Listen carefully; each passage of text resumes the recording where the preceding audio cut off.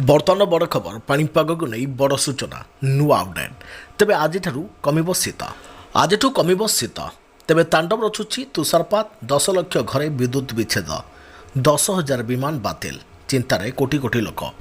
जानिबा पाणीपाग को नहीं details information ता पूर्व वीडियो को लाइक करंतु जदि पारुछंती आपनकर सांग साथी मानको वीडियोटी को शेयर करनियंतु जदि फ्रेंड्स आपण माने हमर ई चैनल ले नुआ ही वीडियो देखुछंती पूर्व केबे भी सब्सक्राइब करनाती तबे निहाती चैनल को सब्सक्राइब करे सहित पाखरे आस्तुबा बेल आइकन को बजे रखतांतु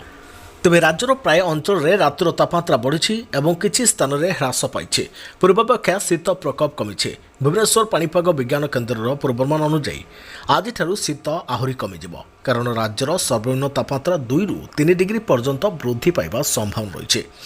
गत 24 घंटा मध्य उदयगिरी 4.8 डिग्री रेकर्ड होता बेले फुलबाणी में 9.5 झारसुगुड़ा में 9.6 राउरकेला में 9.5 सेमिलीगुड़ा में 9.4 भुवनेश्वर में 13.4 और कटक में 13 डिग्री रही तेज आज बालेश्वर भद्रक जाजपुर केन्द्रापड़ा कटक जगतसिंहपुर अनुगुल ढेंकानाल कलाहांडी कंधमाल सुंदरगढ़ खोर्धा और पुरी जिलार किछि अंचल में कुहुड़ी दृश्यमान होगा संभावना रही सेपटे तांडव रचुची तुषारपात 10 लाख घरे विद्युत विच्छेद 10,000 विमान बातिल चिंतार कोटी कोटी लोक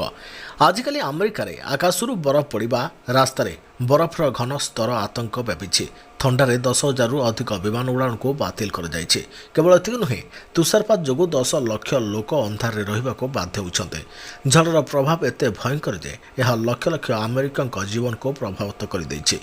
एक रिपोर्ट अनुଯାयी अमेरिकार प्राय 10 लाख लोक विद्युत बिना अछन्ते एवं देशर पूर्व 2/3 अंचल में एक प्रबल शीतकालीन झड़ तांडव रचुथिबारु 10,000 रु अधिक विमान उड़ाण बातिल कर जाइछे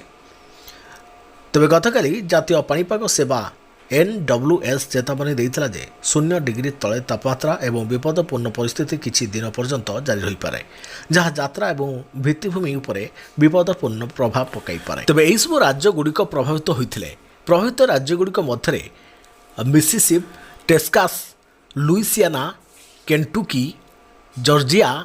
वर्जिनिया एवं आलाबामा अंतर्भुक्त जातीय पाणीपाग सेवा NWS ओहाइओ उपत्यकार उत्तर पूर्व पर्यंत प्रबल तुषारपात होगा नहीं सतर्क कराइछे जेतेबेले निम्न मिसिसिपी उपत्यकार दक्षिण पूर्व पर्यंत अंचलगुड़िक प्रबल तुषारपातर सम्मुखीन होउछे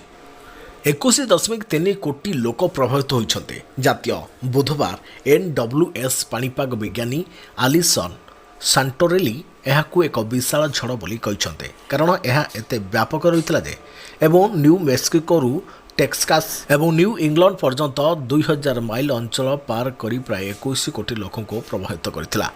तेबे सुरक्षित रुहंतु अमेरिका राष्ट्रपति डोनाल्ड ट्रंप संघीय जरूरीकालीन विपर्यय घोषणा को अनुमोदन करिसंते आमे एही बात्या पथरे रहितवा समस्त राज्य उपरे नजर रखिबा एवं सेमानक सहित जोगाजोग रखिबा जारी रखिबो सुरक्षित रुहंतु एवं ठंडारू दूर रुहंतु